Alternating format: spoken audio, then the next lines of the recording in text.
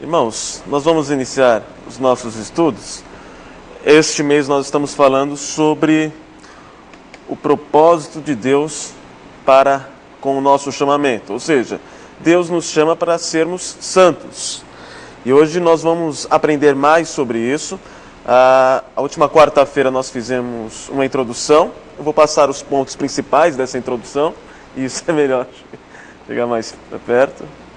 E depois nós vamos expor este assunto segundo a Confissão de Fé de Westminster.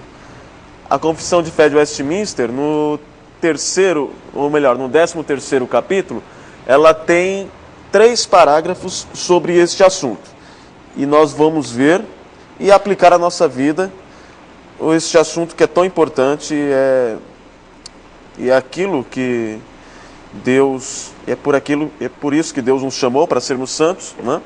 Se os irmãos se voltarem a Romanos capítulo 8, versículo 28 até o 30, no 29, Paulo, inspirado pelo Espírito Santo, vai dizer que nós fomos predestinados para sermos conforme a imagem de seu Filho.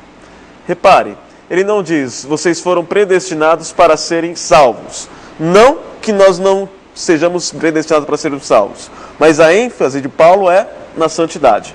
Vocês foram predestinados para serem santos, para serem parecidos com Cristo.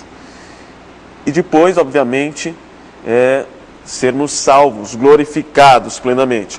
Isso não significa que a santidade ela é um critério para a salvação. Não é isso.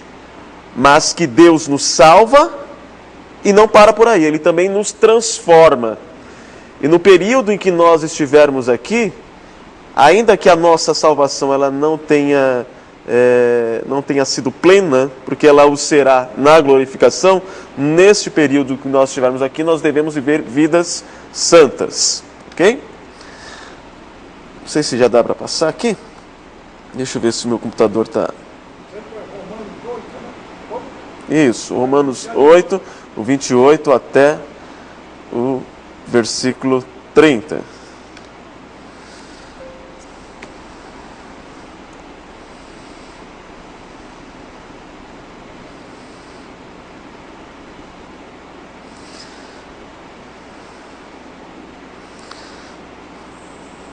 Deixa eu ver se vai agora. Ok. Então, na aula passada nós falamos que o objetivo deste estudo é considerar o significado da santidade pessoal e o chamado a estar com Cristo na escola da santidade.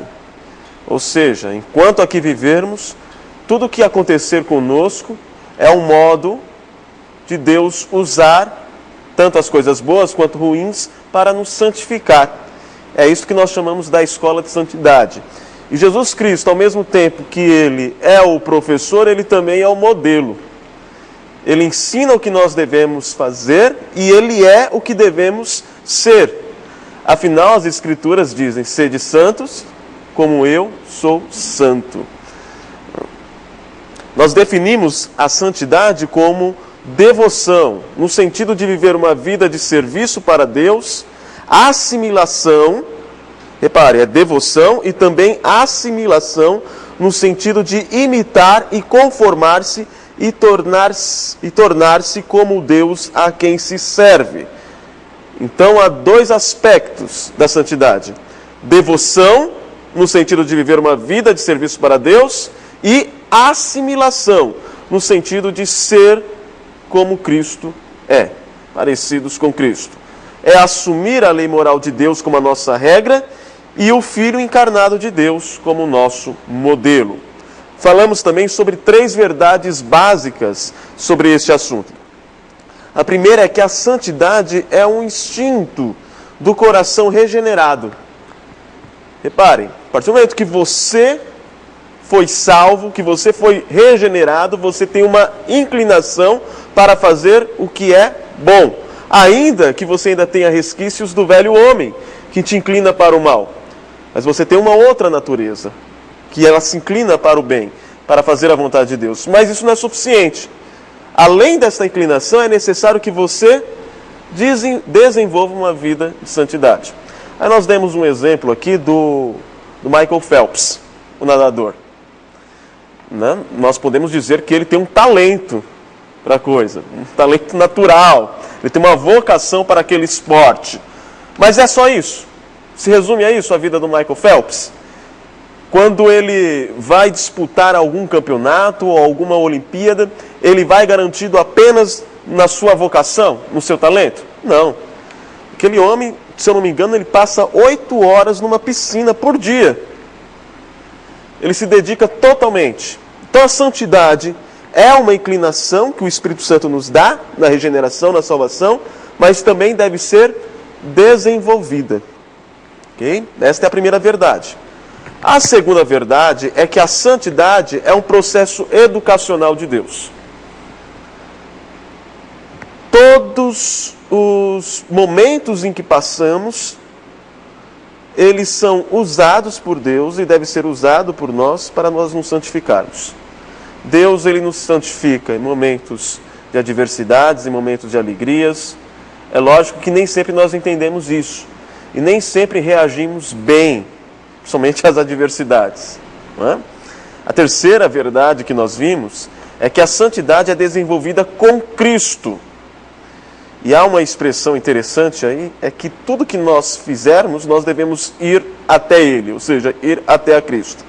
E o que significa ir até a Cristo? É primeiro orar,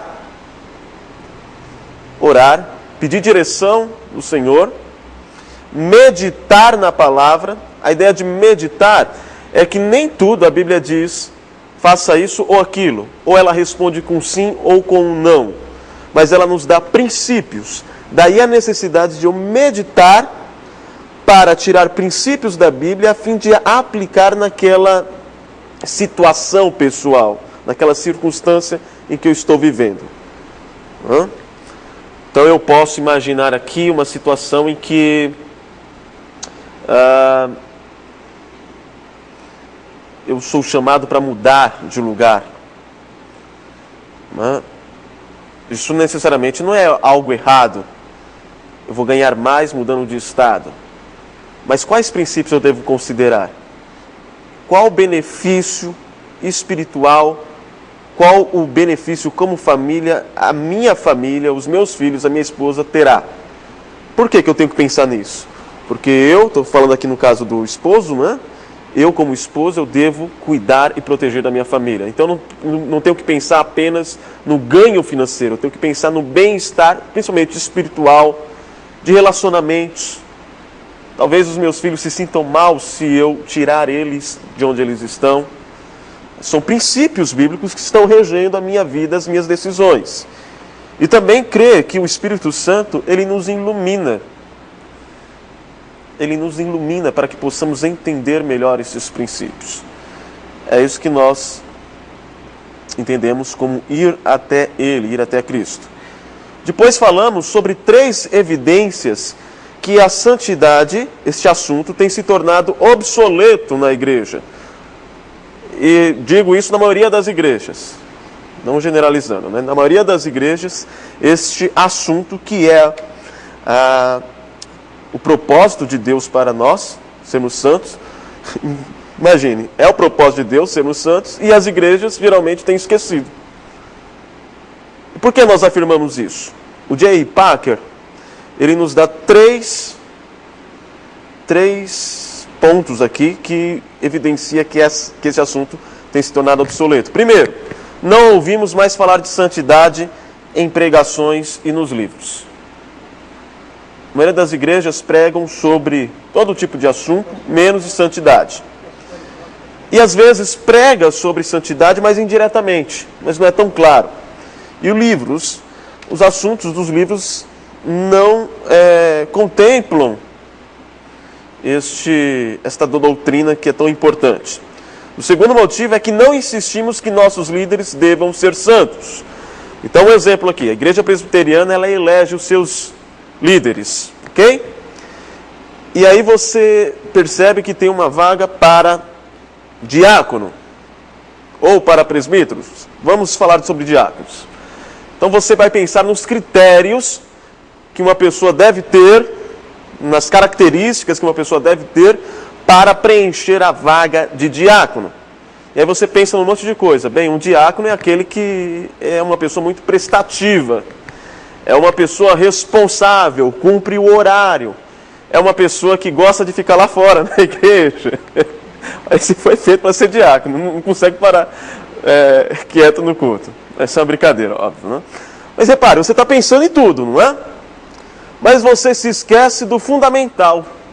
Em Atos capítulo 6, quando o oficialato do diaconato foi instituído pelos apóstolos, o primeiro critério era encontrar homens que fossem cheios do Espírito Santo. Os irmãos já perceberam que quando nós vamos eleger alguém, nós pensamos em tudo, menos no principal, que é a santidade? Um presbítero, ele administra bem? Ele tem a casa em ordem? Ok, não estou falando que esses critérios devem ser esquecidos. O meu ponto é que nós nos esquecemos do critério fundamental, que é uma vida com Deus, uma vida santa. E às vezes nós nem consideramos isso porque nem sabemos o que é ter uma vida santa.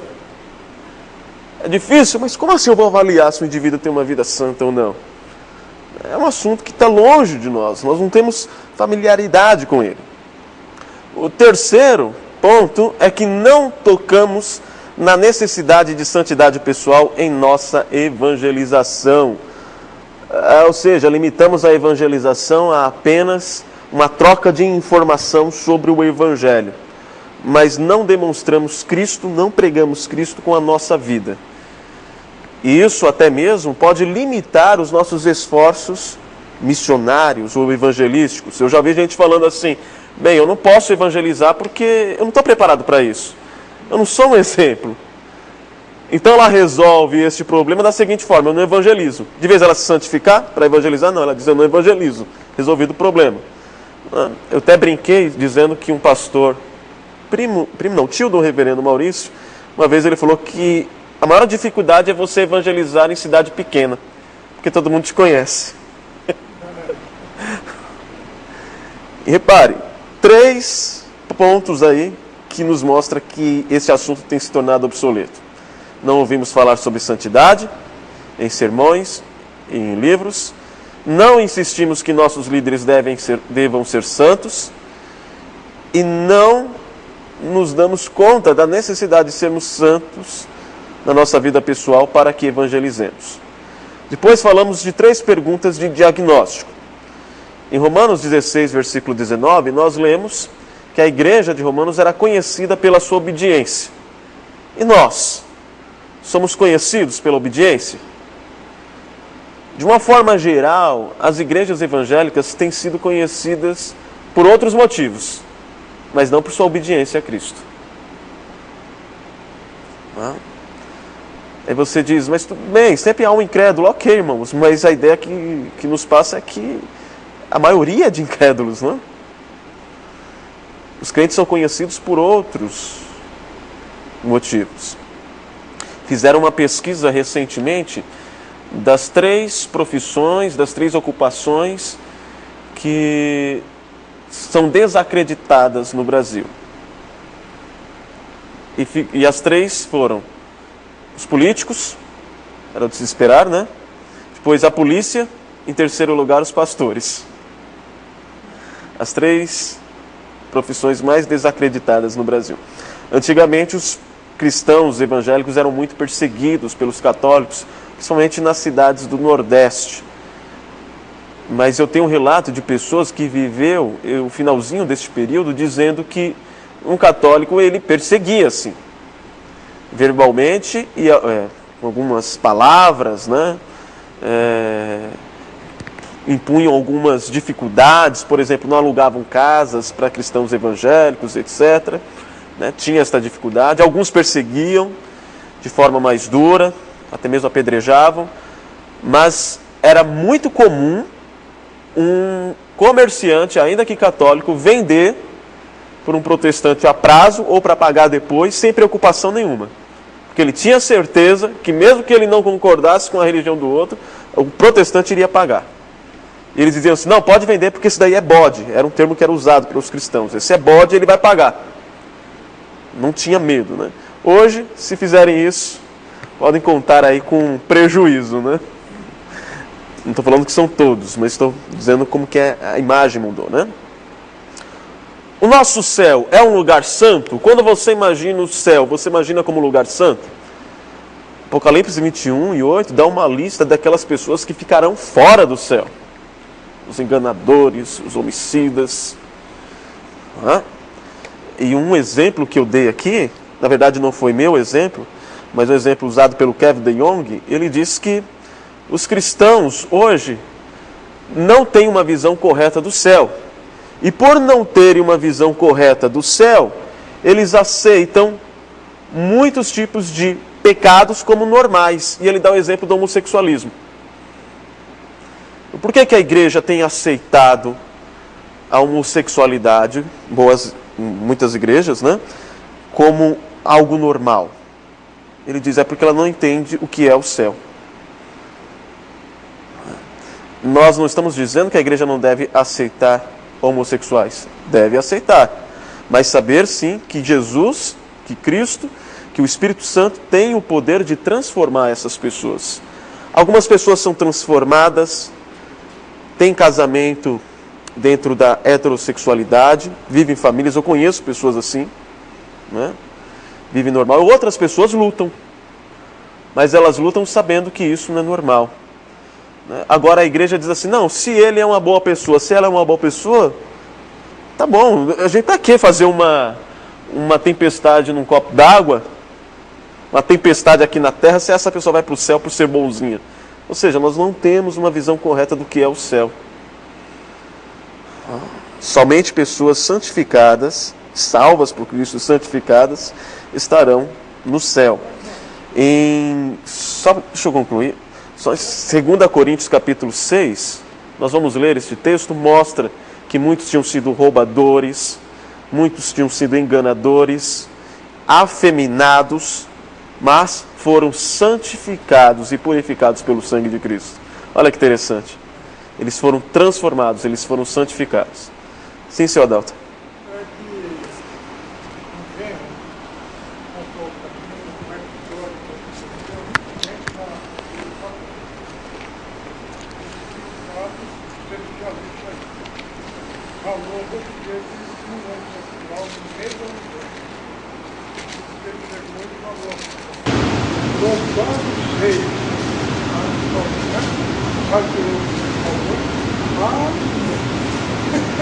Quer dizer, eu gostaria de entender se ele tem família, então tem que mudar a escolaridade do homem, porque aqui já pregou o homossexual, que ele era padre.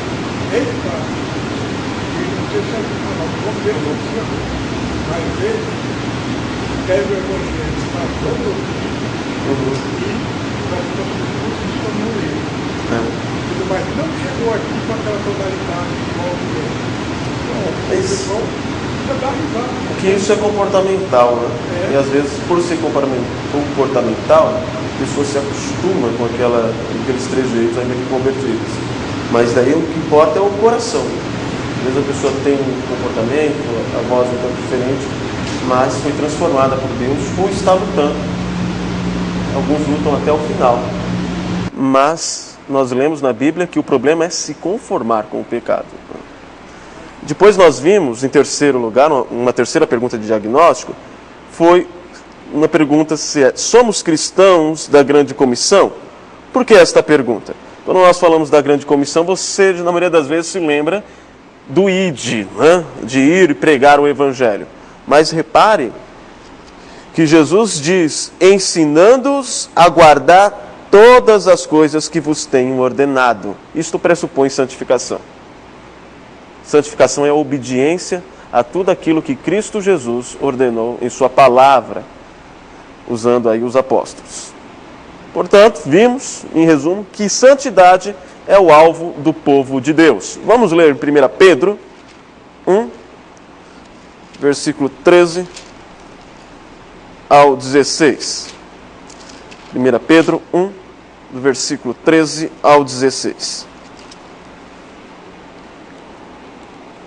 Para quem chegou há pouco, nós fizemos uma em 15 minutos, aí uma breve recapitulação do que tratamos anteriormente.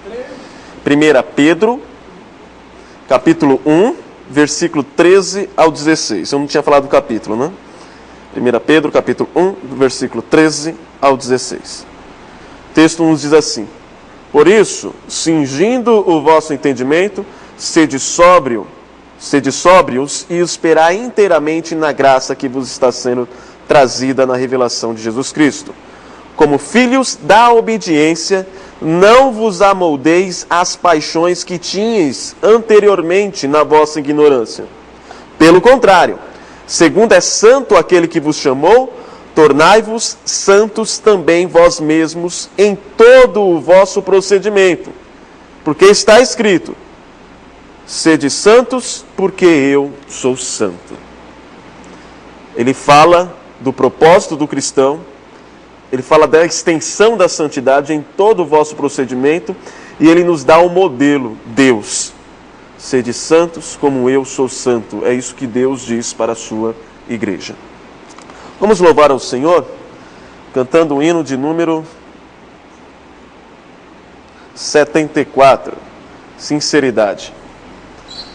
Ao som do playback, nos coloquemos em pé e louvemos ao Senhor.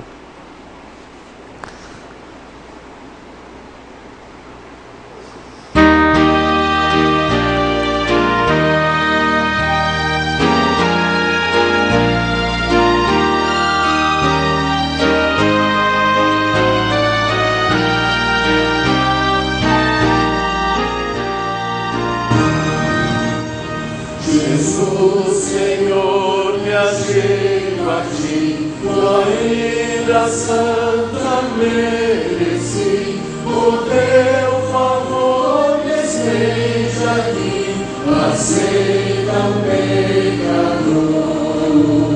Eu venho como estou, sim, venho como estou, porque Jesus por mim morreu. Eu venho como estou. As minhas culpas grandes são, mas tu que não morreste em vão, me podes conceder perdão. Aceita o pecador. Eu venho como estou, sim, venho como estou, porque Jesus por mim morreu. Eu venho como estou.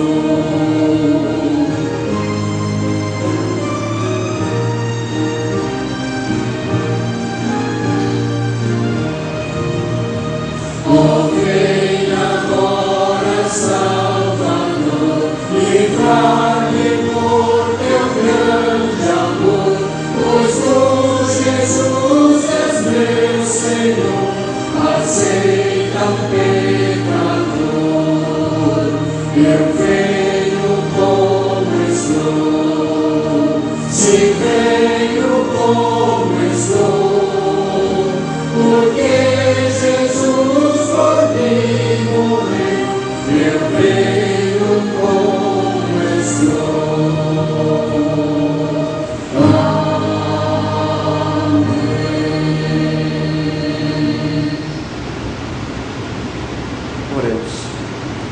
Deus, nós te agradecemos por estarmos em tua casa, tratando deste assunto tão importante e tão extenso como exposto em tua palavra, certos de que necessitamos da ação do teu Santo Espírito para entendermos esta doutrina melhor e a aplicarmos em nosso viver.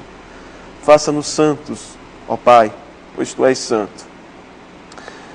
Ensina-nos, ó Senhor, a não nos conformarmos com os nossos pecados, mas buscarmos sermos mais parecidos contigo.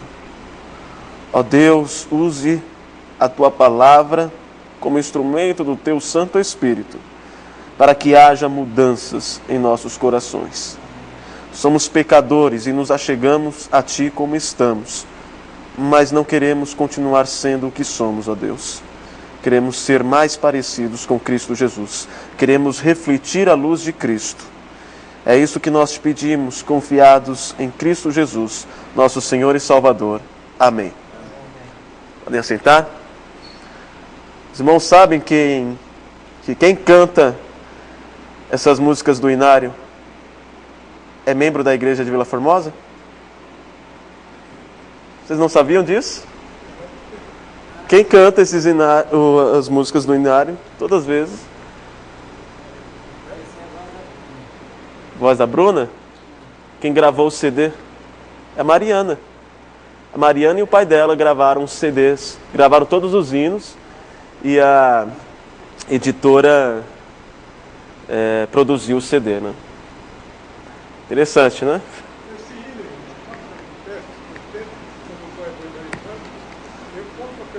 Jonas, por favor. Depois vai passando aí. Eu venho com ela. Eu largar isso, você acha que ele só tem fome? Também porque eu venho com Exatamente. Bem, hoje nós vamos falar sobre santificação e vamos dar uma olhada como a Confissão de Fé de Westminster ela expõe este assunto. A Confissão de Fé de Westminster ela tem 35 capítulos. Alguns foram colocados depois. Eu não vou falar da parte histórica, eu já falei em outras vezes, mas talvez ano que vem eu trate dela de todos os assuntos, e aí eu falo da história como que ela foi confeccionada. Mas eu vou falar apenas do esboço. E esses 35 capítulos, eles estão organizados de acordo com este esboço, que se divide em 7 partes. Então o capítulo 1 é uma parte só, que é as Escrituras. A confissão quer mostrar que tudo que ela vai dizer tem a ver e está alicerçada nas Escrituras. Daí ela começa com a sequência. O segundo tópico é de Deus e suas obras. Isso vai do capítulo 2 ao capítulo 5. Então do capítulo 2 ao capítulo 5, esses capítulos irão falar sobre Deus, quem é Deus e o que Ele faz. Vai falar sobre os atributos de Deus, vai falar sobre a providência de Deus e sobre os decretos de Deus. Quem Ele é e o que Ele faz. Ele decreta e Ele é um Deus que age em sua providência. Depois, a confissão vai mostrar que um dos decretos de Deus foi de criar o homem.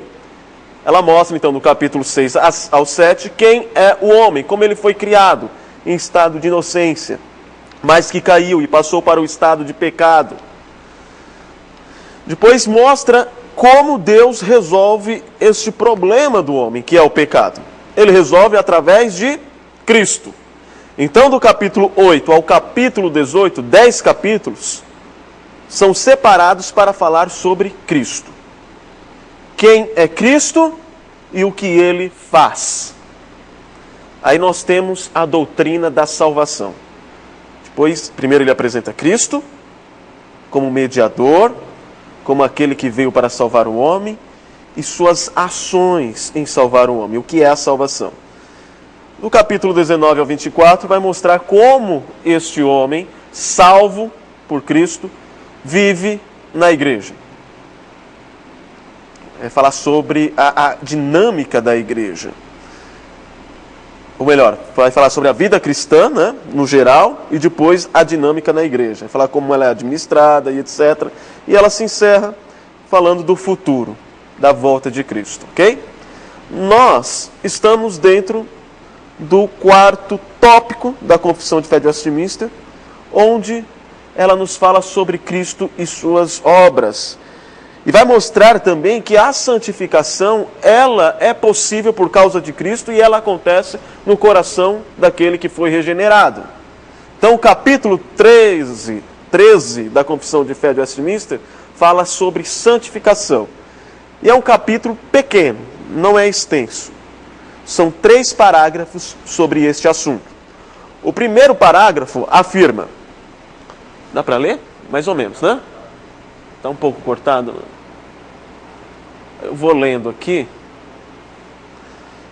Os que são eficazmente chamados e regenerados, tendo criado neles um novo coração e um novo espírito, são, além disso, santificados, real e pessoalmente, pela virtude da morte e ressurreição de Cristo.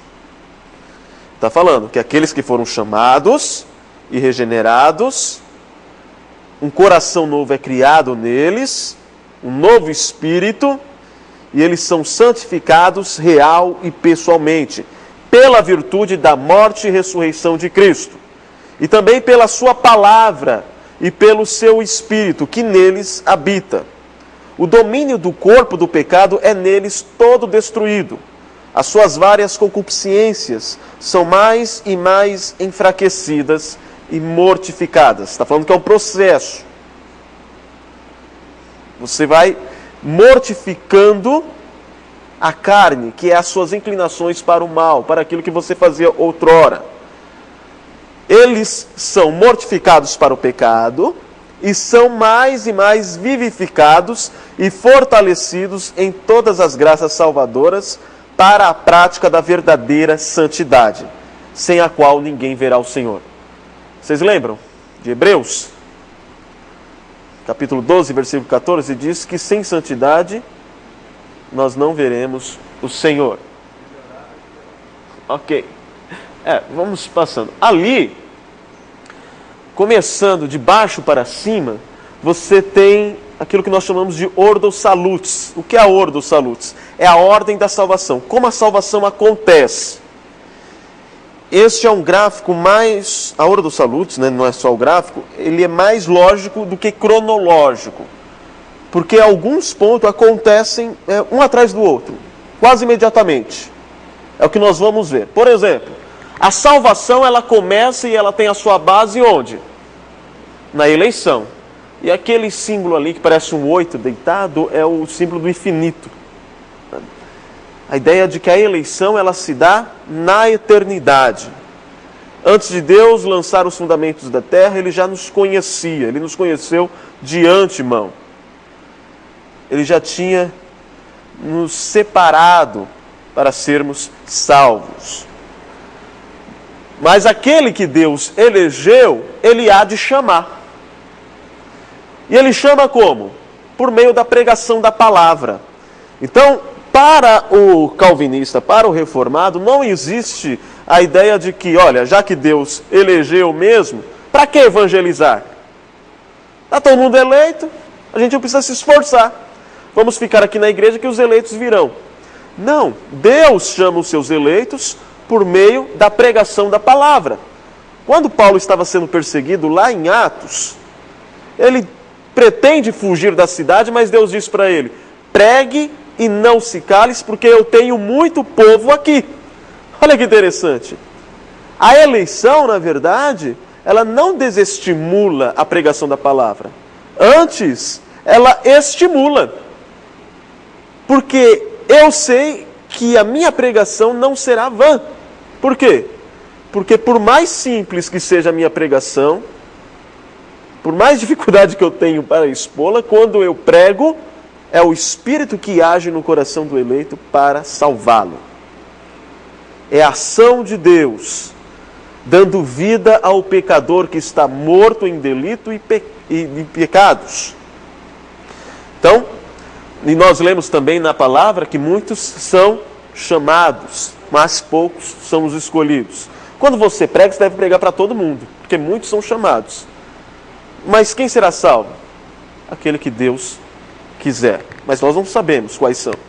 Paulo também vai dizer, porque todo aquele, capítulo 10 de Romanos, porque todo aquele que invocar o nome do Senhor será salvo. Como, pois, invocarão aquele que não creram? E como crerão aqueles que não ouviram? E como ouvirão se não há quem pregue? E como pregarão se não forem enviados? Paulo ele escreve a epístola aos Romanos para pedir subsídio, para pedir patrocínio para pregar a Cristo onde ele não havia sido pregado antes. Na época ali a Espanha. Então Paulo está dizendo, Deus tem os seus eleitos, que é o que ele diz no capítulo 9. Mas no capítulo 10 ele diz, mas para que esses eleitos conheçam a palavra, alguém tem que pregar. É o meio ordinário de Deus alcançar os seus eleitos. E Jesus vai dizer em João capítulo 6, que as minhas ovelhas ouvem a minha voz, e elas virão até a mim. Elas ouvem a voz de Cristo por meio do chamado e por meio da pregação do Evangelho. Ok? Então, no tempo, na sua história, você é chamado. E daí uma discussão, principalmente aqueles que foram criados na igreja, né, reclamam: puxa vida, eu queria ter aquela conversão daquele testemunho de bandido, de ladrão, né? Que, não, era isso, aquilo outro, eu matava, eu roubava.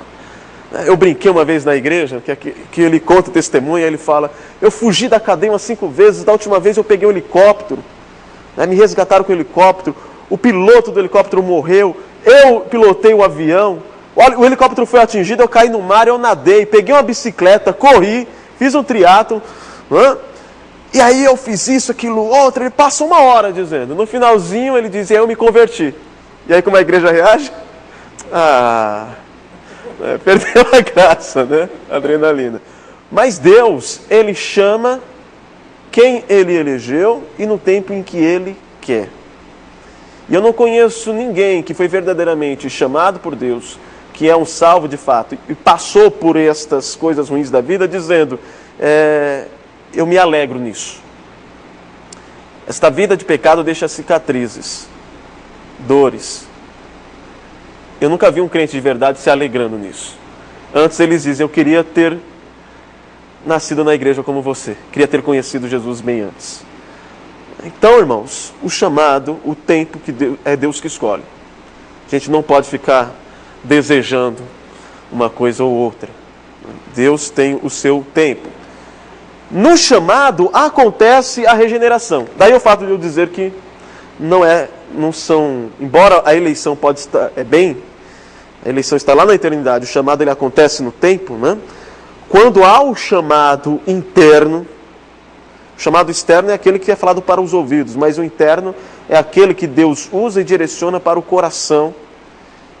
E através do processo de regeneração, que é o Espírito Santo dando vida, dispondo o homem para que ele responda afirmativamente o chamado para a graça, para Cristo. Então a regeneração é uma operação do Espírito Santo. O homem está morto, não está? Ele está inabilitado espiritualmente. O que o Espírito faz? Ele faz aquilo que o profeta Ezequiel havia dito: tira o coração de pedra, insensível, e coloca um coração de carne. E agora ele se converte. O que é a conversão? A conversão ela tem 2 aspectos fundamentais. Depois da regeneração, o homem se arrepende dos seus pecados. O evangelho faz sentido para ele. E ele diz: de fato eu sou pecador. E ele se arrepende dos seus pecados por causa da operação do Espírito. E ele também crê em Cristo Jesus. E recebe Jesus como seu Salvador. A partir do momento que ele crê, ele é justificado. Justificado mediante a fé. Ou seja, ele é declarado justo pelos méritos de Cristo. Passou a justificação, ele é adotado na família de Deus. A Bíblia não diz que todos os homens são filhos. Efésios 2, versículo 3 diz: nós éramos filhos da ira de Deus. Só passamos a ser filhos de Deus quando fomos adotados por Ele. Quando nós cremos, fomos justificados e adotados na família de Deus. Agora somos filhos de Deus. E os filhos de Deus irão passar por um processo no qual eles vão ser mais parecidos com o seu pai. Vocês já pararam para perceber que a maioria dos filhos são parecidos com os pais? Fisicamente, mas também tem aquelas manias, algumas boas, outras ruins, não é?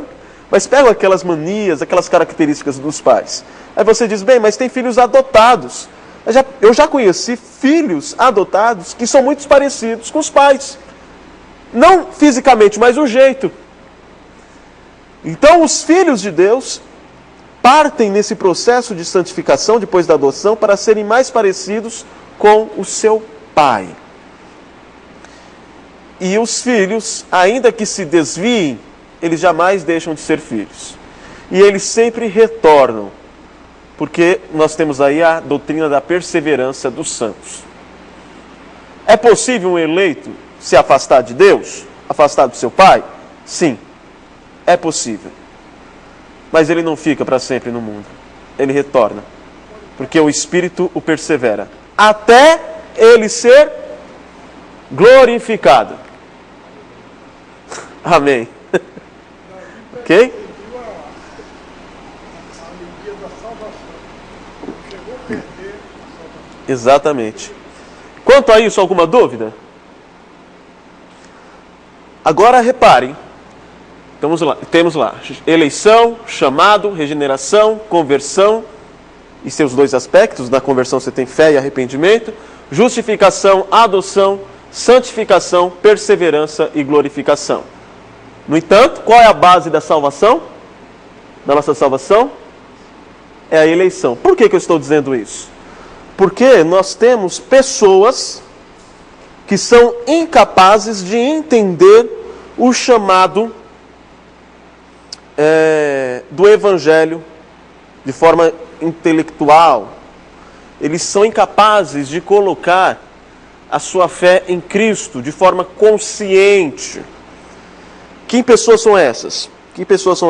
Bebês e pessoas com retardo mental, com problemas mentais. Essas pessoas então não serão salvas? Porque a Bíblia diz que todo homem nasce em pecado. Até um bebê, ele tem o pecado ali em potencial que é desenvolvido já nos primeiros dias, querendo fazer birra, bater no pai. Está ali o pecado original. Mas Deus os salva? Ok, mas eles não creem. Mas eles são salvos por causa da eleição. A base da salvação é a eleição. Ok? Por que eu estou dizendo isso? Porque a confissão de fé, quando trata de regeneração, olha como que ela começa. O que são eficazmente chamados e regenerados. Está seguindo a sequência aqui, perceberam? Os que são chamados, regenerados, convertidos, são, obviamente, santificados. Isso é a nossa salvação ordinária. Eu citei aqui um caso extraordinário, de uma criança ou de uma pessoa com algum problema que não passa por este processo, né? Embora eu conheça relatos, e até mesmo de pessoas próximas de nós, de pessoa que tem um retardo mental, mas que um momento ela não gostava de ir para a igreja, ela era agressiva, mas de uma hora para outra ela começou a gostar de ir à igreja. Deixou de ser agressiva. Ela expressa a fé de uma maneira diferente, mas existe ali uma ação do Espírito em santificar ela, e essa santificação, ela não é tão racional, mas ela acontece, e ela pode ser vista nas ações dessa pessoa. Se torna mais calma, menos agressiva e etc. E temos o caso do ladrão. O ladrão que morreu, mas que pouco antes de morrer, olhou para Cristo, que estava ao seu lado, e foi salvo. Então, obviamente ele tinha sido eleito, o Espírito operou para que ele olhasse para aquele homem todo ensanguentado, acabado, sem força alguma, e ele visse ali o rei. Lembre-se de mim quando entrares no teu reino. Ele vê mais do que um homem ferido. Ele crê. Como isso é possível? Só é possível por meio da obra do Espírito. Então ele foi regenerado, houve uma conversão, houve justificação, houve adoção, mas não houve um tempo aí para a santificação. Porque logo em seguida ele morreu. Ok? Então dá para entender ali. Pois bem, a regeneração é o ponto de partida da santificação. E está em complemento da obra começada na regeneração. Então, o homem, sem a ação de Deus, o homem quando ele nasce, ele tem o pecado original, ele tem a culpa original de Adão. Isso está lá em Romanos capítulo 5, versículo 12, que diz que toda a humanidade, ela herdou a culpa de Adão e o pecado de Adão e a morte de Adão. Ok? É o que a Bíblia nos mostra. Quando Adão estava lá no Éden e foi tentado, ele estava representando toda a humanidade. Quando ele caiu, toda a humanidade caiu. E é imputado a nós o pecado de Adão. E o homem, ele está morto espiritualmente. Deus havia dito a Adão, não coma do fruto do conhecimento do bem e do mal, porque no dia que comerdes, certamente morrereis. Ele morreu fisicamente? Mas a Bíblia diz que há 3 tipos de morte. A morte física, a morte espiritual e a morte eterna. Ele não morreu fisicamente, mas ele morreu espiritualmente. E todo homem nasce morto espiritualmente. Ele vos deu vida, estando vós mortos, vossos delitos e pecados. O que é a regeneração? A regeneração é a vivificação, é nascer de novo, é ganhar vida pela obra do Espírito. A partir do momento que o homem, ele ganha vida espiritual, ele começa um processo de morrer para o seu pecado e viver para Cristo. Então a santificação, ela começa na regeneração. Você recebe ali aquilo que eu citei no início como um instinto para a santificação. Você pode pecar, mas você não tem mais prazer no pecado. Ao contrário, você sente a tristeza, dor. E essa é uma das formas de você saber se você é um eleito de Deus. Um eleito de Deus é aquele que guerreia contra as suas inclinações pecaminosas. Um não eleito, ele nunca vai guerrear contra as suas inclinações pecaminosas. Ele vai ter medo de ser pego naqueles pecados que pode trazer algum prejuízo para ele, em sua reputação. Mas se ninguém está vendo, eu perco. Agora um eleito, ele pode pecar escondido, mas ele sente dor, a sua consciência é tocada, porque ele sabe que Deus viu, e ele não quer viver assim. Né? Isso é uma evidência da eleição, que existe uma nova vida em você, uma inclinação para o bem. Sim, pode perguntar. E a morte, se não tivesse o pecado de Adão, então a pessoa ia, então a humanidade não ia ter nem lugar para pôr o pessoal. Se acha que para entender o negócio, você acha que já estava certo ele cair ou... A morte ali. Repare que quando Deus diz assim, no dia que comerdes deste fruto, certamente morrereis. E se não comerdes, qual é o contrário de morrer? Viver. Viver. E não tinha uma árvore especial no Jardim do Éden. Tinham 2 árvores. Qual é a segunda árvore? A árvore da vida. A árvore da vida que os homens perdem o acesso depois do pecado. Então repare, Adão ele não tinha eternidade. O critério era, se você obedecer, se você passar no teste, for obediente, você tem vida e terá acesso à árvore da vida. Se você não passar no teste, se tornar desobediente, você terá a morte. A alma que pecar, morrerá. E a alma que não pecar? Viverá. Ele não tinha vida eterna. Mas ele não passou neste teste. Ele pecou, não pecou? Ok, então não teve a vida eterna. Essa é a vida prometida. E a árvore da vida, ela aparece de novo na Bíblia quando? Lá em Apocalipse. Por causa de Cristo, aquele que obedeceu, que passou no teste, nós teremos acesso à árvore da vida. Porque ele obedeceu plenamente, ele passou no teste. E aí o autor, ou melhor, Paulo, em Romanos capítulo 5, ele vai dizer, pela desobediência de um, entrou o pecado e a morte. Pela obediência de outro, veio a salvação e a vida. É por isso que Cristo ressuscita ao 3º dia. Porque ele morre para pagar a dívida que Adão tinha feito com Deus. Ele não morre por causa dos seus pecados, porque ele não tem pecado. Ele morre por causa dos nossos pecados. Mas se ele mesmo não pecou, era justo que ele continuasse morto? A alma que pecar morrerá, a alma que não pecar não morrerá. Então ressuscite-o. E a Bíblia diz, se com ele nós morremos, com ele então viveremos. A nossa salvação ela acontece em Cristo. Então ali é morte espiritual e fala também de vida eterna. É mais do que procriar e viver aqui nessa terra, né?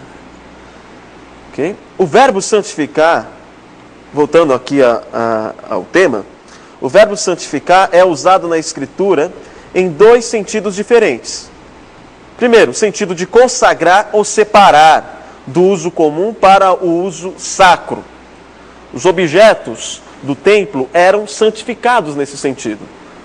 O candelabro, a mesa dos pães, o altar do incenso, eles eram separados para um uso sacro, né? Eram consagrados. João 10, versículo 36, que diz lá, o Jonatas vai ler para nós. Está mostrando toda a sua habilidade em achar o texto.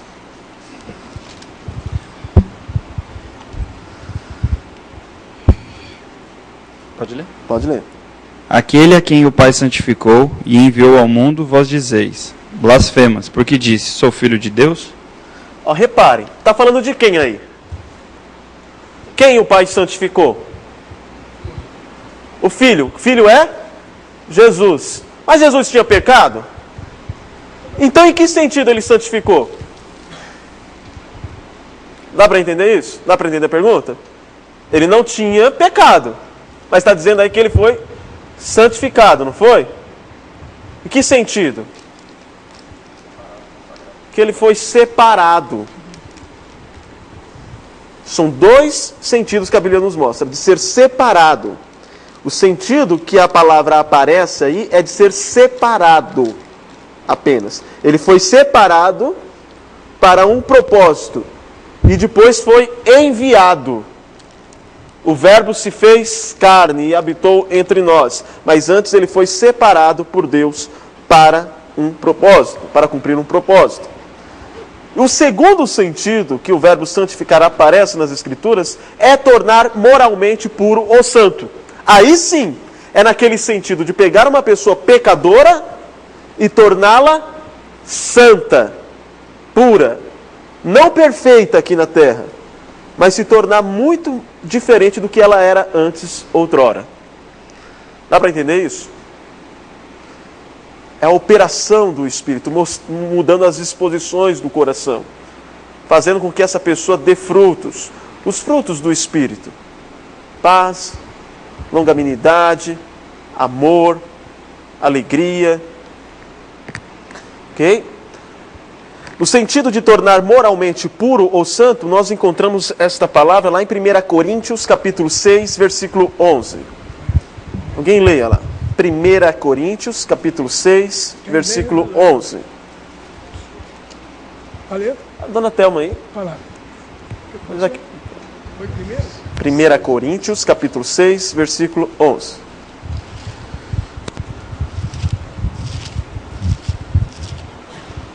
E tais fostes alguns de vós, mas fostes lavados, mas fostes santificados, mas fostes justificados, e em nome do Senhor Jesus Cristo e no Espírito do nosso Deus. Olha só, ele está falando no versículo 9, não sabeis que os injustos não herdarão o reino de Deus? Não vos enganeis, ele dá uma lista aqui, nem impuros, nem idólatras, nem adúlteros, nem efeminados, nem sodomitas herdarão o reino de Deus.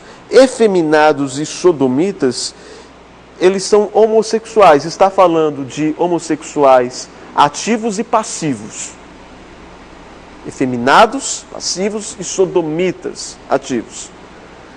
Falando que todos esses avarentos, ladrões, bêbados e maldizentes, roubadores, não herdarão o reino de Deus. Ponto.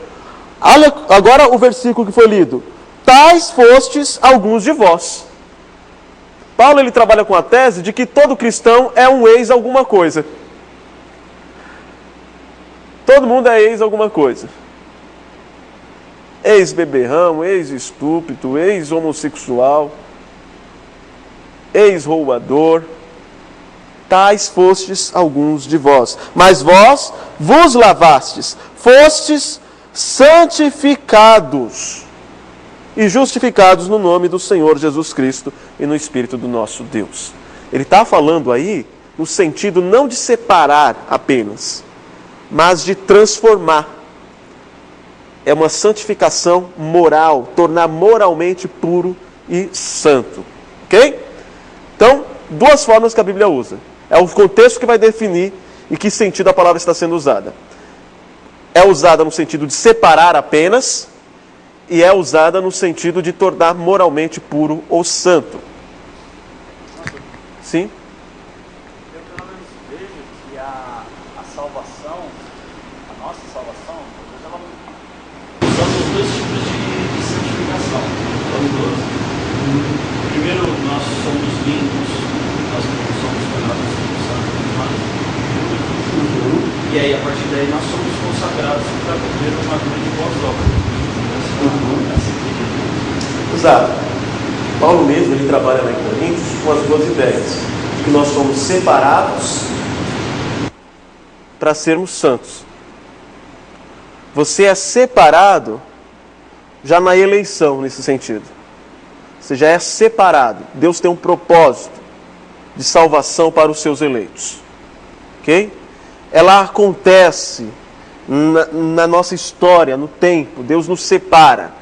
E Ele nos separa e Ele nos transforma. Então as duas coisas acontecem com o cristão. Ele é separado do mundo e ele começa um processo de limpeza. A ideia é de que, imaginei, uma ilustração. Eu pego alguém que está todo enlameado, sujo, fedido, caiu na vala. Tem mais ali, todo mundo caindo na vala. Né? E eu pego 1, 2 ou 3, eu separei. Não separei? Já saiu da vala. Mas agora eu começo um processo de limpeza. É isso que Deus faz conosco. Ele nos separa, Ele rompe as cadeias, as correntes de Satanás, do pecado, do mundo. Ele quebra essa influência com o seu poder e Ele vai nos limpar. Ele diz, mas você ainda tem resquício do velho homem. Resquícios do velho homem. Você ainda tem características pecaminosas que devem ser limpas. E isso, irmãos, é um processo que todos nós sabemos, né? Somente aquele que já está um bom tempo na caminhada com Cristo. E quanto mais você se aproxima de Deus, mais você se dá conta de tão sujo que você é, né? Você já limpou um lado, mas você percebe a luz de Deus brilha em você e você percebe que outros lados devem ser limpos. E Deus vai nos purificando. Já nos separou e está nos santificando, nos lavando. Este processo é um processo que tem a ação de Deus, Ele vai usar as circunstâncias e também Ele tem a nossa participação. Repare, na justificação, deixa eu voltar de novo aqui, só para explicar um negócio. Na eleição, a eleição é uma ação de quem? De Deus. O chamado e a regeneração, que é a operação no coração do homem, é uma ação de quem? De Deus somente. A conversão é o quê? Aí é uma ação de Deus, Ele me regenerou, Ele me chamou, Ele me regenerou, e agora eu tenho a minha resposta, que é sempre afirmativa, porque como diz Agostinho, Deus é o sedutor infalível. E como eu respondo a isso? Com fé e arrependimento. Não é Deus que crê por mim, não é Deus que se arrepende por mim. Sou eu que creio, sou eu que me arrependo. Isso é conversão. A justificação é um ato de quem? De Deus. Não existe crentes menos justificados e mais justificados. Não existe um crente meio salvo e totalmente salvo e quase salvo. Não existe isso. A justificação nos traz salvação plena. E não existe um mais filho, menos filho. Ou que Deus ame mais. Não, nós fomos adotados. Agora a santificação.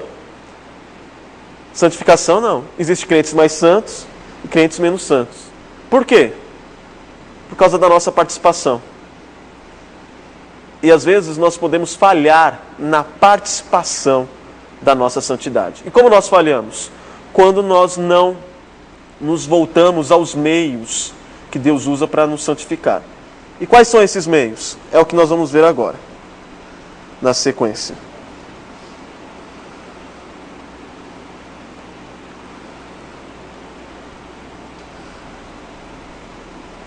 Assim como a regeneração é um ato da livre graça de Deus, a santificação é uma obra graciosa de Deus.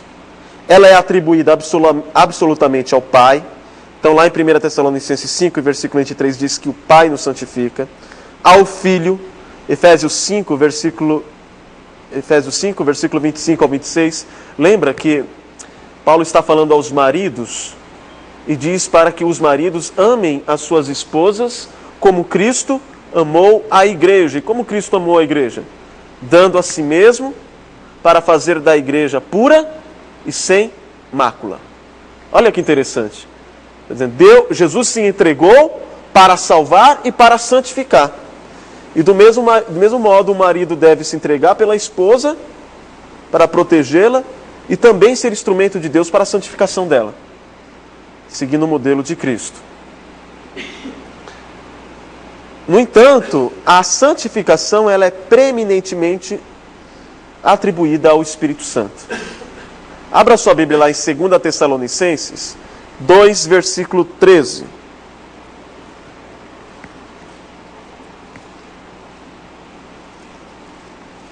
Segunda Tessalonicenses 2, versículo 13. Pode ler, quem estiver com o microfone.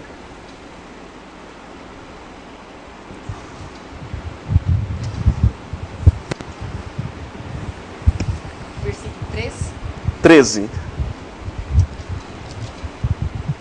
Entretanto, devemos sempre dar graças a Deus por vós, irmãos amados pelo Senhor, porque Deus vos escolheu desde o princípio para a salvação, pela santificação do Espírito e fé na verdade.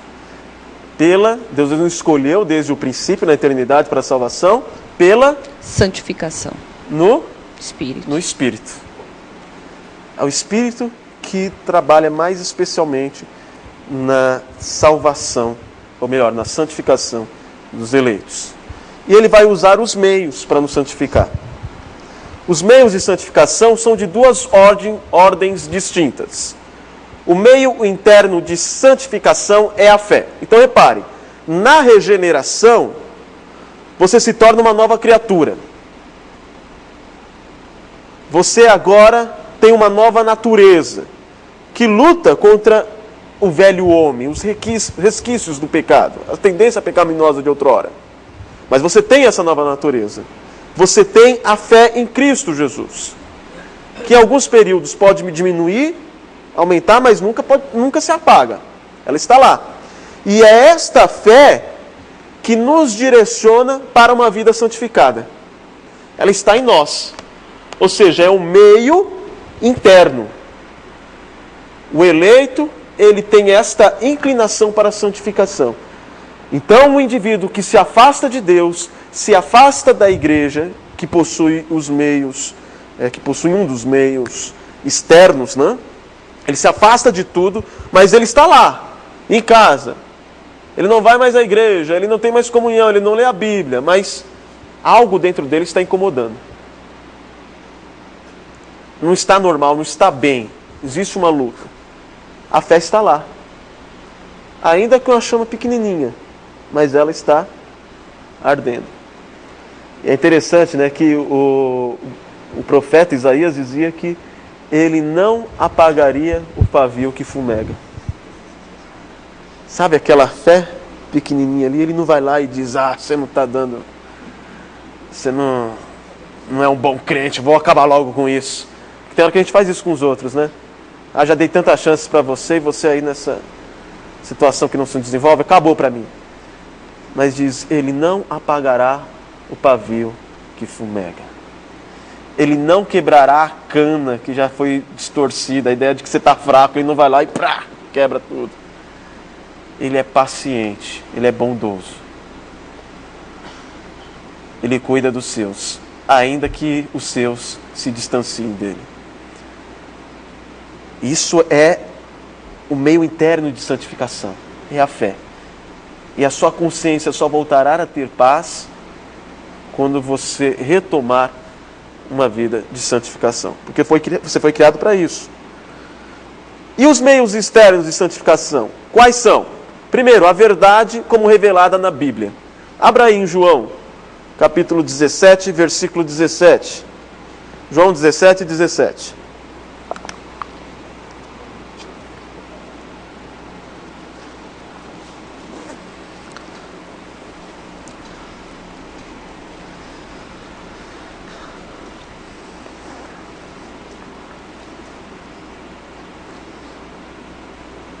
Podem ler.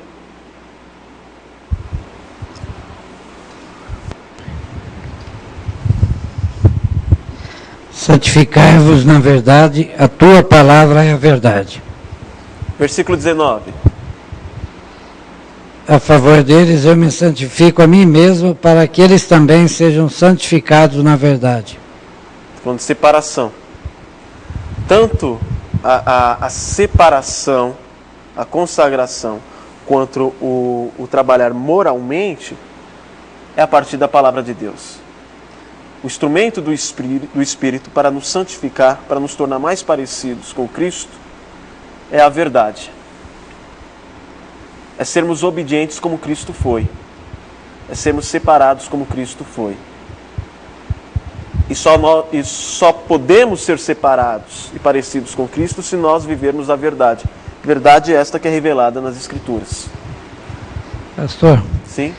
só uma duvidazinha, voltando um pouquinho lá atrás, quando você falou do texto lá de Isaías, de não apagar a chama lá, né? Sim. O Jonatas achou, né, Jonatas? Na questão da árvores e seus frutos lá, como é que fica essa parte, né? Uhum. Aí está falando de dar frutos, né? Que não dá fruto, ele corta a árvore e lança fora. Exatamente. Qual a diferença do texto lá de Isaías? Né? Exato. Primeiro, neste contexto dos frutos, que está lá em Mateus 7, se eu não me engano, vamos lá? Tá? Mateus 7, versículo 15.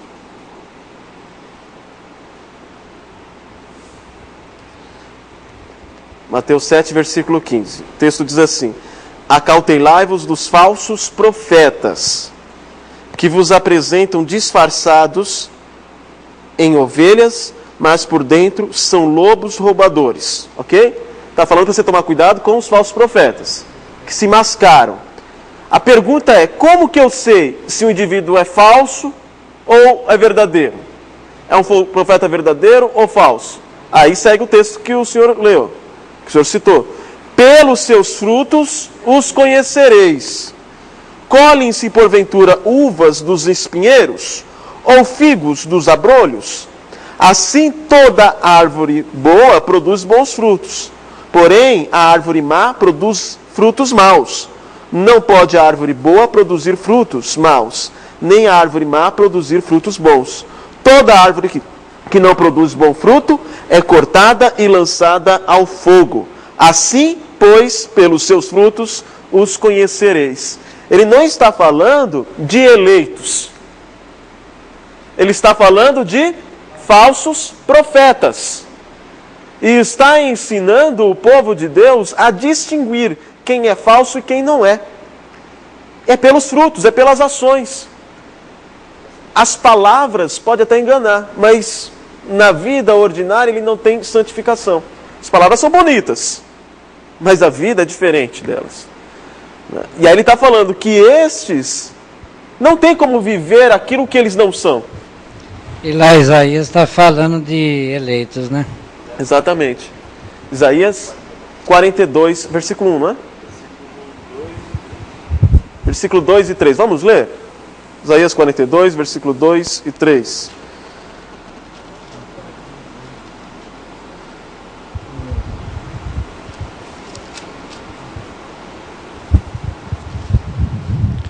Não clamará, nem gritará, nem fará ouvir a sua voz na praça.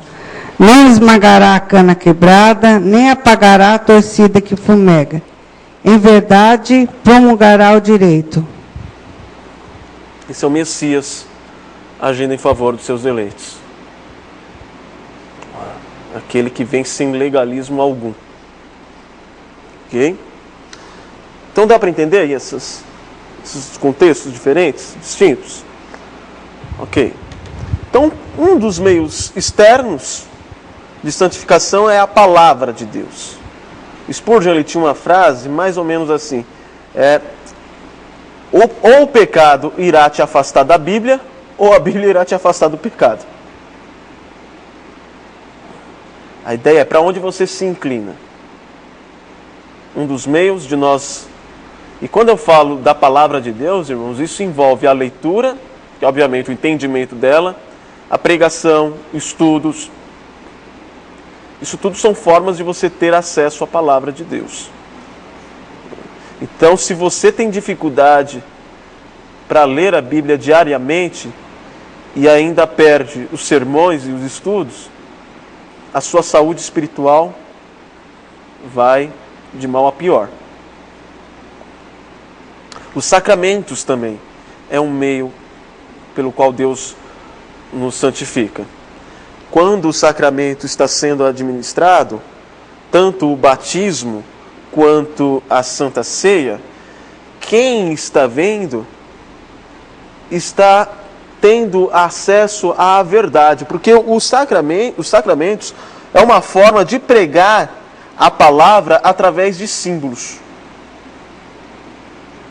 E só temos 2, biblicamente. Então, quando eu vejo alguém sendo batizado, eu estou lembrando da obra do Espírito em me limpar, em me regenerar. Isso deve fazer efeito nas nossas vidas. Quando eu participo da Santa Ceia, eu estou lembrando e estou participando da presença espiritual de Cristo na Santa Ceia. E eu lembro que Ele morreu por mim para me tornar sem mácula e sem pecado, para me purificar por meio do seu sangue. É o que Pedro vai dizer: vós não fostes comprados nem por ouro, nem pela prata, mas pelo sangue de Cristo Jesus. Então, quando nós participamos dos sacramentos e as verdades contidas neles é passada para nós de forma intelectual, isso é um meio que o Espírito usa para nos santificar. Da importância de participarmos dele. Da oração. João 14, versículo 13 ao 14. Alguém leia. Isso, João capítulo 14, versículo 13 e 14.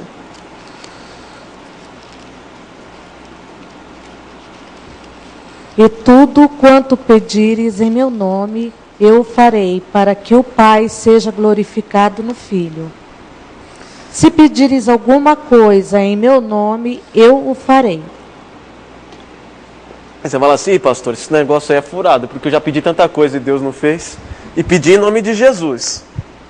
Você tem que entender o que é pedir no nome de Jesus. Imagine que alguém compre vários alimentos lá no supermercado, esses hipermercados, tem tudo. Tem pneu para vender, tem CDs, tem TV, roupas. Mas uma pessoa, ela compra, no nome dela, só alimentos. Ou seja, coisas importantes para a sua sobrevivência, ok? Aí ela diz assim: olha, vai lá no supermercado e compra o que você quiser em meu nome. Você vai conseguir comprar tudo que tiver no supermercado? Não, você só vai comprar aquilo que estiver no nome daquela pessoa. Ele colocou no nome dele alimentos importantes. Ele não colocou outras coisas, como CD, roupa e etc. Dá para entender isso? No nome dele só está aquilo que ele quis comprar. Se você chegar lá e pedir uma outra coisa que não está no nome dele, você vai ter? Não. A menos que você compre com o seu dinheiro. Mas no nome daquela pessoa ele só comprou coisas importantes. Por que que Deus, Ele não responde todas as nossas orações, ainda que façamos no nome dele no sentido verbal? Porque Ele só vai nos dar aquilo que Cristo comprou para nós. Como assim? Abra sua Bíblia lá em Tiago, capítulo 4. Leia do versículo 2 ao versículo 3. Tiago 4 até onde, pastor? Tiago 4, versículo 2 e versículo 3. Cobiçais e nada tendes, matai e sois invejosos, e nada podeis alcançar. Combateis e guerreais, e nada tendes, porque não pedis. Pedis e não recebeis, porque pedis mal, para o gastardes em vossos deleites. Deu para entender? Jesus, ele não conquistou a sua salvação, ele não te salvou para você viver esbanjando nos seus próprios deleites, para você viver para si mesmo, para você ter uma vida egocêntrica, egoísta. Isso não está na conta dele. Você pode ir lá bater lá na porta do céu, ele fala assim, não, mas Jesus ele não comprou isso para você. Ou seja, Jesus só vai nos dar aquilo que nos serve para a nossa santificação. E às vezes, para a nossa santificação, ele vai nos tirar algo ao invés de dar. Porque ele está preocupado com a nossa santificação. Imagine, ele nos salva para nós sermos livres da condenação do inferno e também para sermos santos, e ele começa a dar coisas que prejudicam a nossa santidade. Tem cabimento uma coisa dessa? Tem? Claro que não, irmãos. Pedir em nome de Jesus é pedir aquilo que ele conquistou para nós, que tem a ver com a nossa santidade, mas não tem nada a ver com o nosso ego. Às vezes, nós pedimos coisas que são até pecaminosas. É lógico que ninguém vai fazer isso, mas tipo, dá-me força para bater naquela pessoa que me provoca. Sei lá, alguém pode não orar desse modo, mas de algo parecido. Você começa a pedir algumas coisas que têm a ver com o seu ego, com o pecado. Deus não vai te dar isso. O que Ele tem para você é aquilo que está no nome dEle. E pecado não está no nome de Jesus. Ele não comprou isso para você. Então você não irá receber. Jó diz assim, é certo que o Senhor não se atentará para a vaidade. Aquilo que é oco, aquilo que é superficial, desnecessário, Ele não há de nos dar. Presbítero Helder.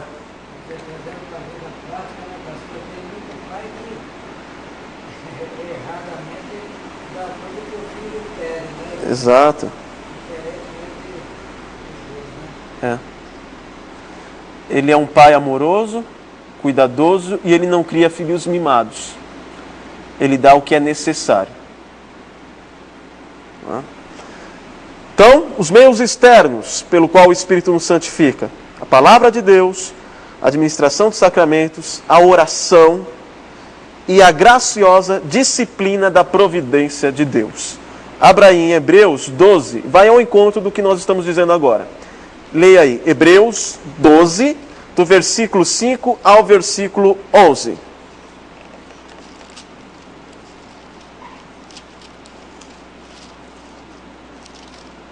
Hebreus 12? Isso, Hebreus 12, do versículo 5 ao 11. E estáis esquecidos da exortação que, como a filhos, discorre convosco. Filho meu, não menosprezes a correção que vem do Senhor, nem desmaies quando por ele és reprovado. Porque o Senhor corrige a quem ama, e açoita a todo filho a quem recebe.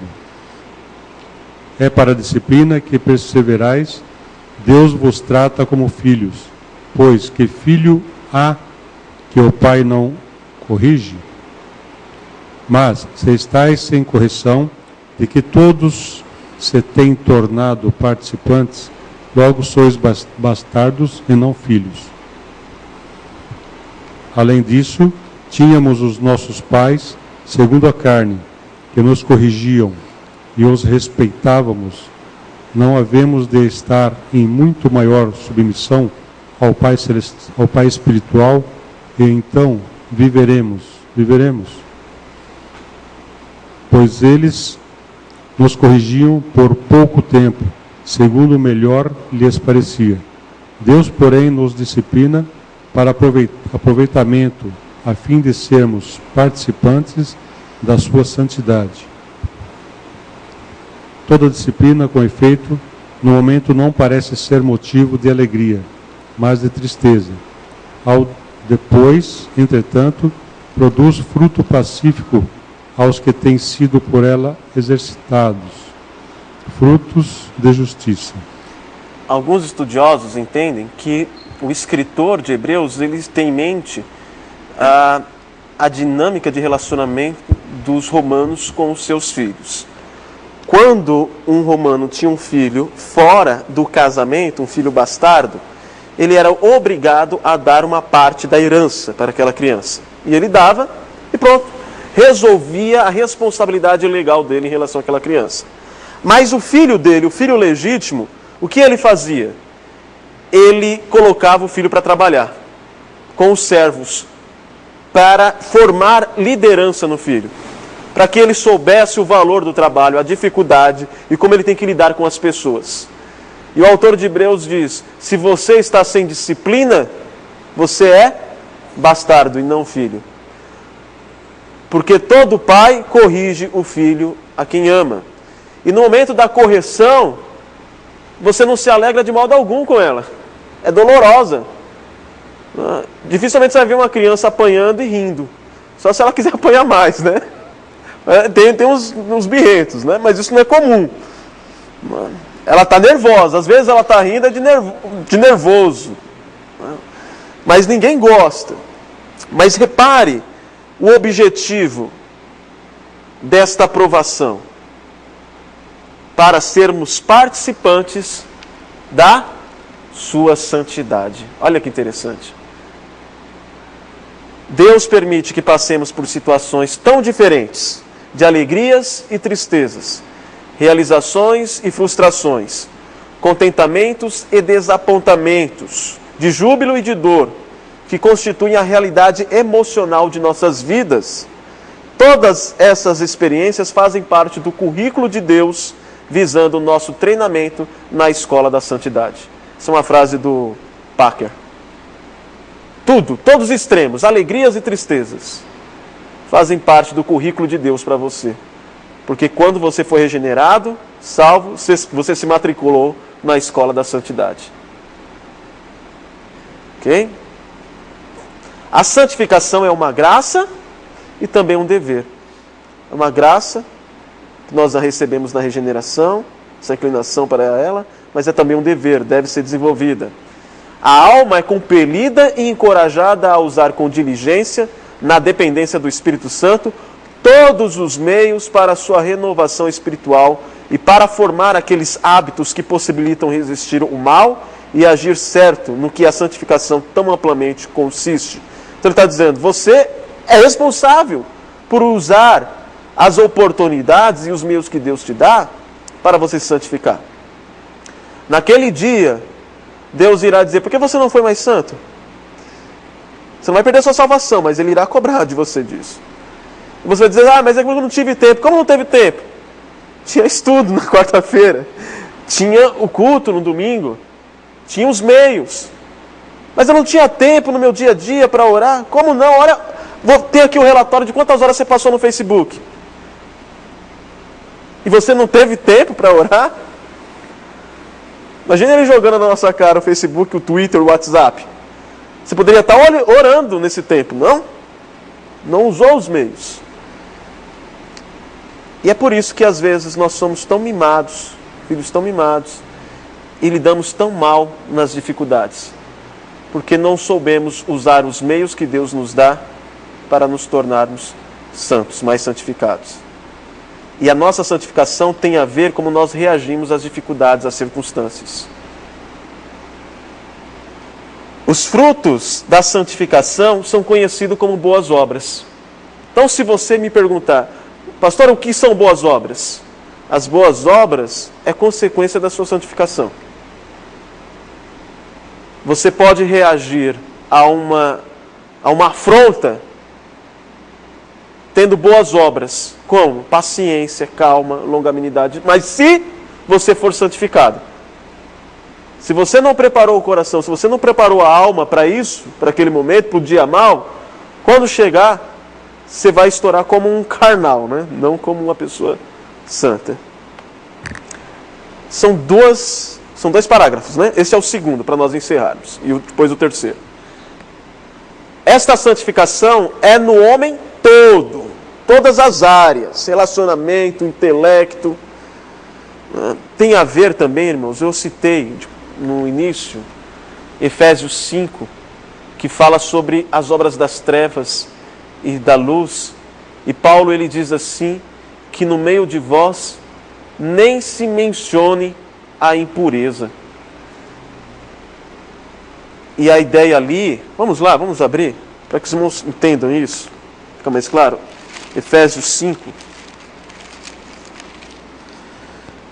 versículo 3, diz assim, eu vou ler aqui para nós irmos adiantando. Mas a impudicícia, nome esquisito, né? Impudicícia, vem da palavra grega porneia, de onde vêm as nossas palavras pornografia. Então a impudicícia e toda sorte de impurezas. Aqui a palavra impureza é a mesma palavra grega para luxúria, que é desejo sexual fora da aliança, do casamento. Ou cobiça, nem sequer se nomeie entre vós, como convém a santos. O que os irmãos entendem por nem sequer nomeiem entre vós? Não tem que nem estar na conversa, dirá na prática. E tem gente que já passou da linha da conversa, já está na prática. E a conversa, na verdade, é algo natural daquilo que vive. Piadinhas, palavrões, isso tudo está incluso, irmãos. As séries que nós assistimos, eu já deixei de assistir séries com uma trama muito legal por causa do teor. E são cenas assim, desnecessárias. Que não muda nada a trama, você não sabe nem por que está lá. Então, repare, quando diz que essa santificação é no homem todo, está se referindo ao falar, ao pensar, à imaginação, aos métodos que você utiliza no trabalho, no estudo. O homem todo deve se santificar. Porém, essa santificação ela é imperfeita nesta vida. Ainda subsiste em todas as partes dele, desse homem, restos da corrupção. E daí nasce uma guerra contínua e irreconciliável. A carne lutando contra o espírito e o espírito contra a carne. Mas isso aqui não é para aliviar para você não. Então tá bom, então tá sossegado, porque eu estou nessa mesmo. Não, a ideia é de que você tem que continuar lutando sempre. Ainda que você caia, você não pode se conformar. E nós entendemos que a exceção para o cristão é ele ter uma vida santa. Não, eu sou uma pessoa que eu piso muito na bola, mas de vez em quando eu faço alguma coisa boa diante de Deus. A ideia é o contrário. É você buscar viver uma vida santa, mas sabendo que uma hora ou outra você vai cair. Porque essa santificação ela é imperfeita. Mas você não pode se conformar. Você deve lutar contra as suas inclinações pecaminosas. Nesta guerra, embora prevaleçam por algum tempo as corrupções que restam, ou seja, algum tempo, a pessoa pode passar semanas, meses, até anos em pecaminosidade. E ela vai sofrer as consequências disso, como Davi, que sofreu as consequências do seu homicídio, do seu adultério. Contudo, pelo contínuo socorro da eficácia do santificador Espírito de Cristo, a parte regenerada do homem novo vence. Graças a Deus. O fim não é derrota. O fim não é a carne nocauteando o espírito. Esse não é o fim.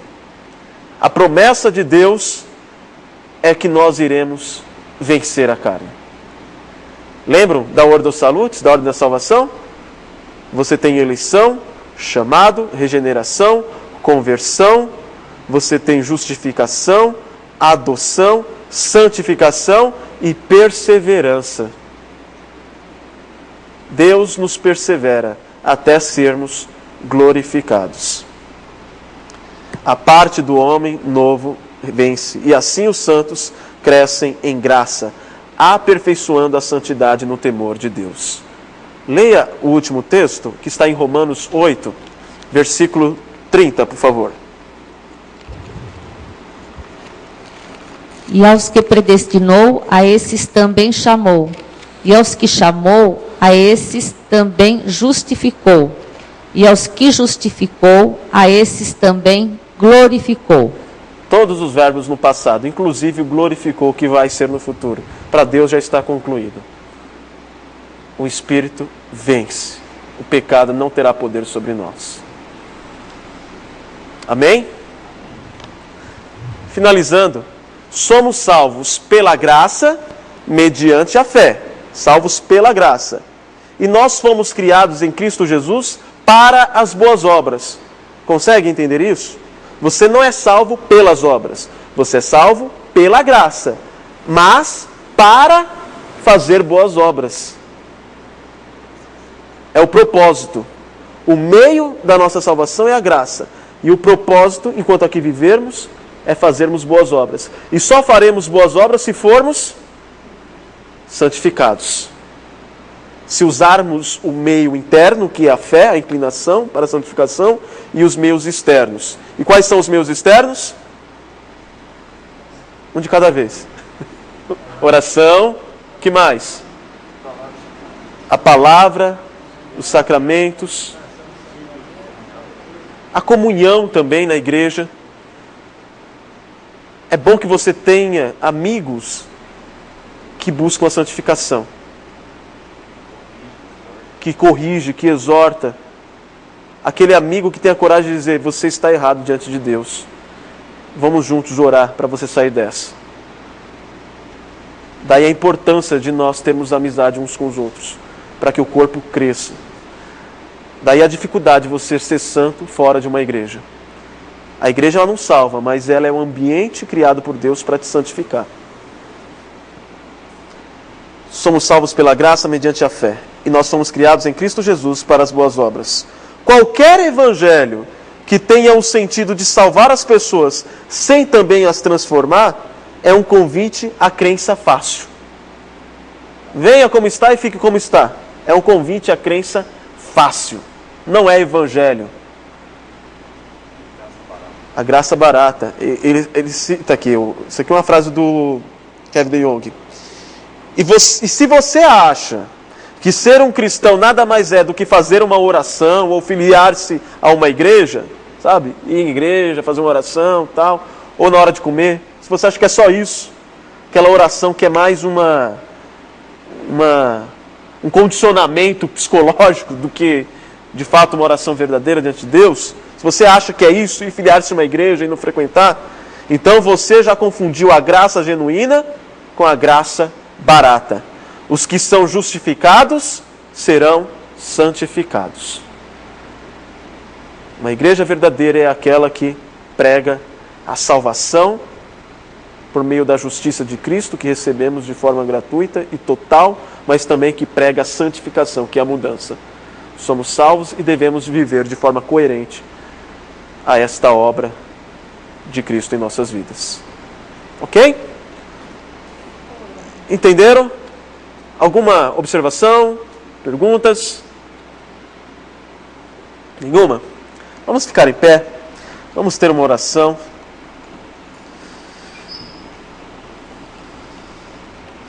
Ó Pai, que não estejamos aqui perdendo o nosso tempo, mas que o nosso propósito em estarmos aqui presentes seja de aprendermos a Tua Palavra e a aplicarmos em nosso viver. Hoje, o Teu Espírito, por meio da exposição da Tua Palavra, nos mostrou a necessidade de sermos santos, de sermos transformados gradualmente pela ação do Espírito Santo e também pelo cumprimento das nossas responsabilidades em nos utilizarmos dos meios que o Senhor nos dá para buscarmos a santificação. Faça-nos, ó Deus, pessoas que busquem a Ti, que busquem a Tua face, na comunhão, na exposição da Tua palavra e na leitura dela, na oração, na participação dos sacramentos.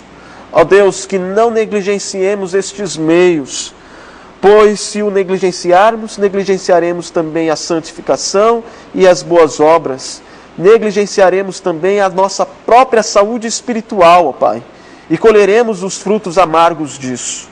Tenha misericórdia de nós, ó Deus. Disponha o nosso coração para a santificação e que possamos cumprir as nossas responsabilidades quanto a isso.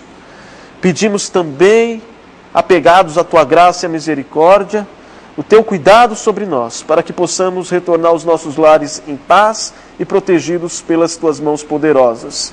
E que vivamos a partir de hoje uma vida diferente, santificada, que agrade o Teu nome, pois o padrão é alto e ele continua valendo para todos os dias das nossas vidas. E nós devemos ser santos, como o Senhor é santo. Tenha misericórdia de nós, ó Pai, e que vivamos a Tua palavra, pois se a aprendemos hoje, nos tornamos responsáveis por aquilo que guardamos em nossos corações. No nome de Jesus Cristo, nosso Senhor e Salvador e o nosso modelo, oramos. Amém.